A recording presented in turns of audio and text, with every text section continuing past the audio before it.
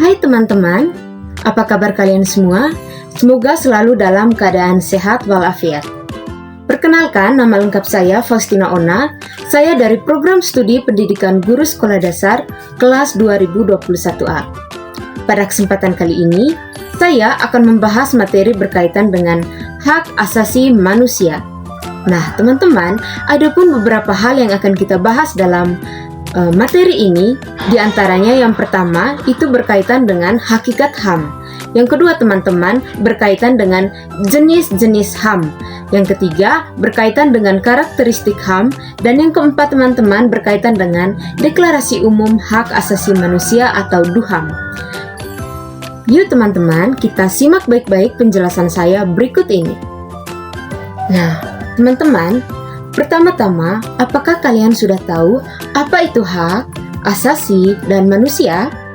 Jika belum, yuk kita kenali lebih dulu apa arti dari hak, asasi, dan manusia tersebut.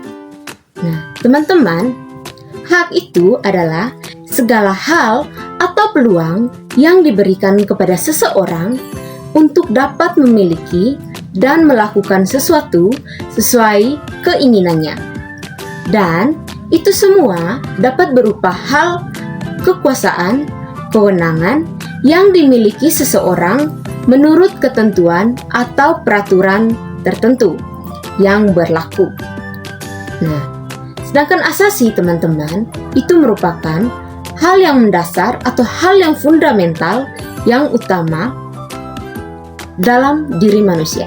Sedangkan manusia itu sendiri merupakan individu yang hidup dan memiliki akal dan budi. Nah, teman-teman, dari dasar kata tersebut, maka HAM merupakan seperangkat hak yang melekat pada hakikat dan keberadaan manusia sebagai makhluk Tuhan yang Maha Esa dan merupakan anugerahnya yang wajib dihormati, dijunjung tinggi, dan dilindungi oleh negara, hukum, pemerintah, dan setiap orang.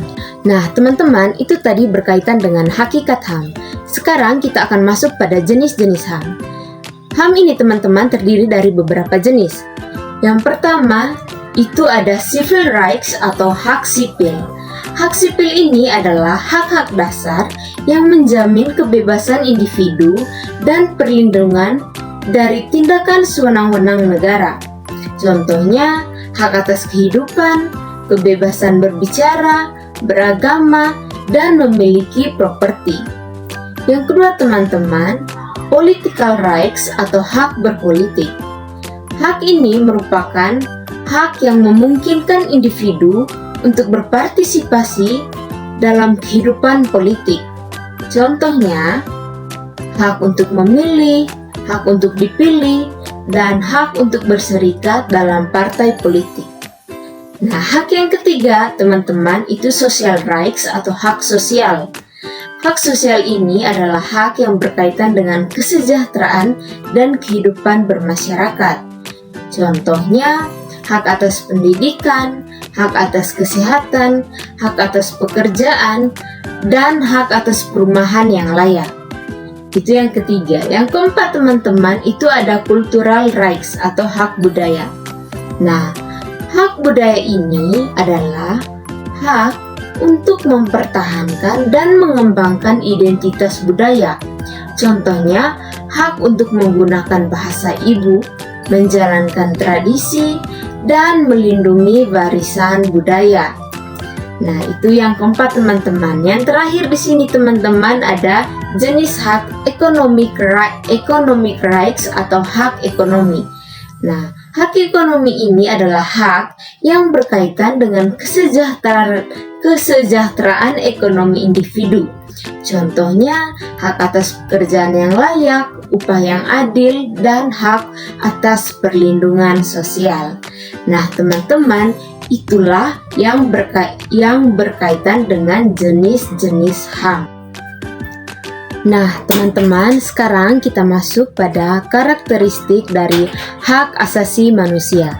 Nah, karakteristik dari hak asasi manusia diantaranya, yang pertama, melekat pada kodrat harkat manusia.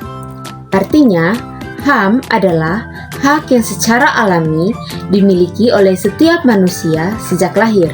Ini berarti hak-hak ini tidak diberikan oleh negara atau lembaga manapun, melainkan sudah melekat pada diri manusia sebagai makhluk Tuhan. Yang kedua, berlaku bagi semua orang. Artinya teman-teman, hak asasi manusia ini bersifat universal, artinya berlaku untuk semua orang tanpa memandang ras, warna kulit, agama, jenis kelamin, bahasa, asal-usul sosial, harta benda, pendapat politik, atau status lainnya. Semua manusia dimanapun berada berhak atas hak asasi manusia yang sama. Karakteristik yang ketiga teman-teman, keluhuran martabat manusia. Artinya, hak asasi manusia mengakui bahwa setiap manusia memiliki martabat yang sama dan tinggi.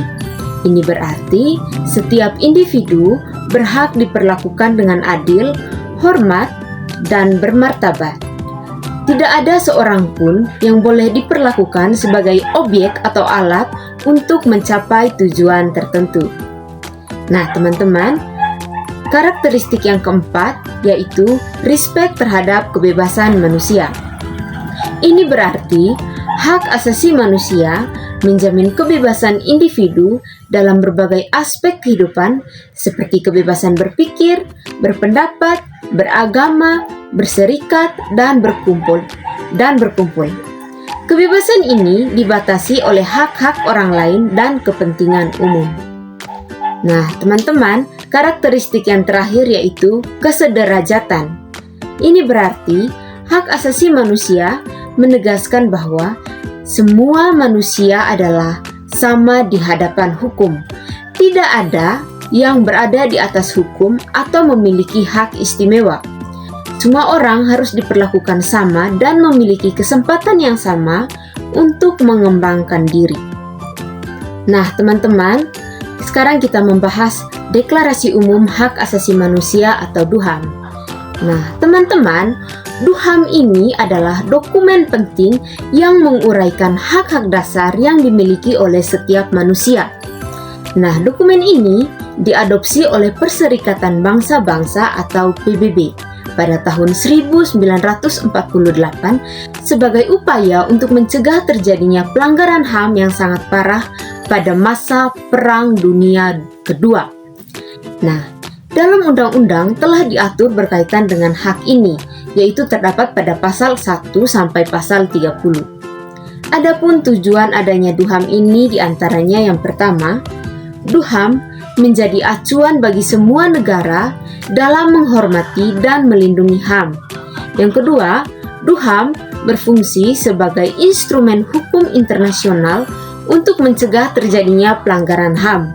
Dan yang ketiga teman-teman, DUHAM mendorong masyarakat internasional untuk menghargai dan menjunjung tinggi nilai-nilai hak asasi manusia.